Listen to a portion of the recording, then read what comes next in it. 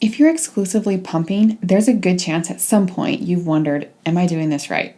Am I getting enough milk? And why is this so stressful? I know that pumping exclusively can feel like a full-time job, but with the right tricks, it doesn't have to be overwhelming. Sometimes you've chosen this and sometimes you're thrown into it. Whichever the case, I'm going to help you find the confidence, peace, and calm in your pumping journey so you can enjoy it as much as possible. In this video, you'll learn some practical proven tips to make exclusive pumping more efficient, more manageable, and easier. If you're new here, my name is Allison Tolman. I'm a breast pump expert, mom of 3 little boys, and founder of New Little Life, a pumping education platform that has helped hundreds of moms nail down pumping and breastfeeding under all kinds of circumstances. From working moms to full-time students, stay-at-home moms.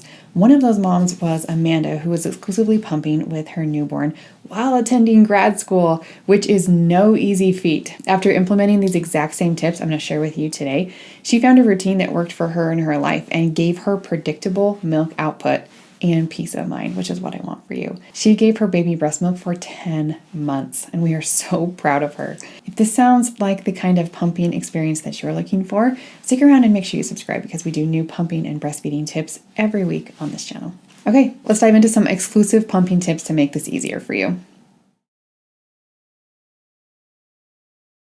Number 1, start with structure. When you're exclusively pumping, having a schedule helps bring structure and predictability to your day. But it's important to remember that no single schedule works for everyone. A common starting point you'll see online is 8 sessions per day, or about every 3 hours. That can be a great baseline, but real life rarely is that neat.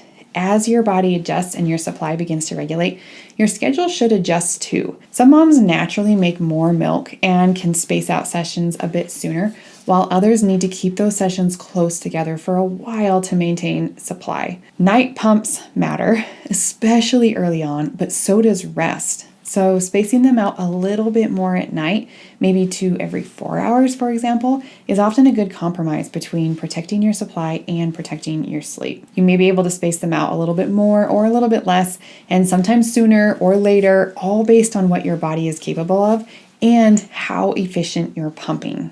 All right, the key is consistency. Long gaps between sessions can signal your body to make less milk, but steady, reliable emptying tells it to keep producing. That doesn't mean, though, that you have to be exact at every interval. All right, it really is a balance of science and practical, making sure that you know the basics of milk production so that we're being true to those, but also your own life, your own milk supply, your own storage capacity, all of these things that help you make your own custom pumping schedule. Does that make sense? Actually, in our Pumping Efficiently course, we teach you how to build your own custom pumping schedule based on your supply level, your storage capacity, and your daily routine. So you can pump on purpose and not just on autopilot or based on a random schedule that you found online. Okay, number 2, I encourage you to find your magic number. And by that, I mean you need to figure out how many times a day you need to pump to maintain your milk supply where you want it. I already touched on this a little bit in the first point here, but it's important to reinforce that everybody's pumping needs are different. Your magic number is how many sessions you need to maintain your supply without overdoing it or underdoing it. It all depends on your body's milk storage capacity or how much milk your breasts can hold. And I will tell you here, if you're pumping more than 8 times a day, there's a very good chance that you are not pumping efficiently, meaning that you're not emptying the breast fully every time you pump. The mothers that I've worked with in the past, I almost never have them do more than 8 times a day. Okay, simply pumping more instead of pumping better is a recipe for inconsistent milk supply and burnout. I had a mom one time actually that I was working with, Shelly. This was wild, okay? And I saw things like this in different variations many times. She actually came to me with low milk supply. She was pumping 8 times a day, not making enough for her little one. We worked together. We went through a lot of the concepts we teach in our Pumping Efficiently course. And once she was pumping more efficiently, meaning she was fully emptying the milk every time she sat down to pump, suddenly she had an oversupply, right? Because she was leaving milk behind, like 15 extra ounces a day oversupply, like a big one.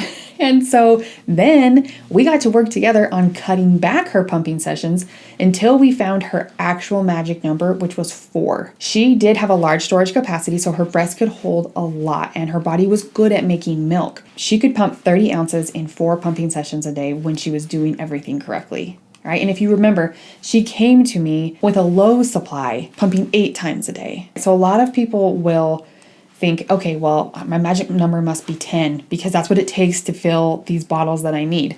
Not necessarily. You would be shocked at how much more milk you can get when you're doing everything the right way. And again, the right way for you. It's a little different for everyone, but that's the methodology that we teach, is helping you figure out what works specifically for you. Just to be clear, can everybody get away with pumping 4 times a day and making 30 ounces? No, but you'll be surprised how much there is to learn about pumping efficiently and understanding what your body is capable of.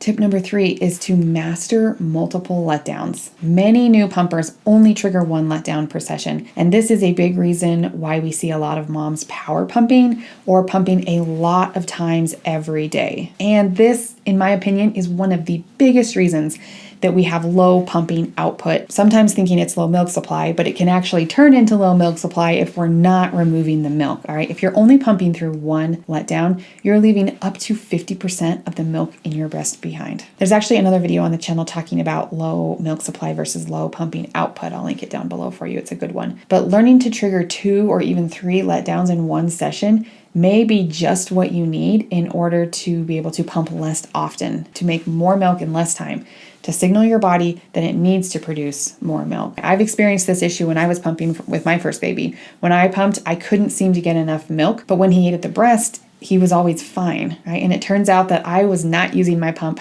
correctly or appropriately or very intentionally. Letdowns when you're feeding at the breast happen naturally. Your baby triggers them. But when you're using a pump, you have to put the input in. You have to trigger them intentionally. And you have to do it multiple times in a pumping session, ideally as quickly as possible so that we're not pumping for 40 to 60 minutes. I think we have multiple other videos about letdowns on the channel as well. I'll put those down below.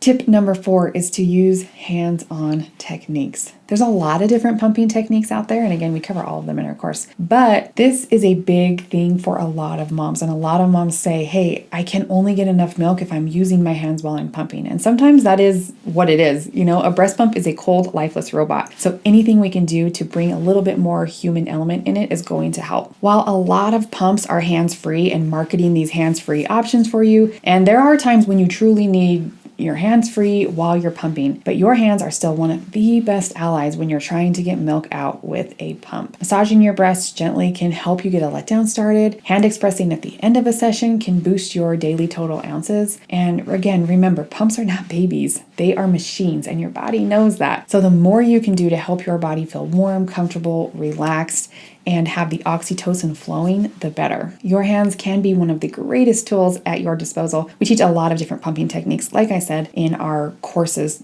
and really to help you find the best one that works for you. We don't want you doing a million things while you're pumping. We're trying to make it simpler, but doing some experimenting and figure out what does make the biggest difference for you is one of my favorite things to do. And then we can try and optimize that even further. So if you find that you need a lot of hands, but at work that's just not feasible, okay, well, what products can we use? What simplified technique can we kind of adjust to optimize this process? It's kind of a fun experimenting process and one that I love seeing moms work through.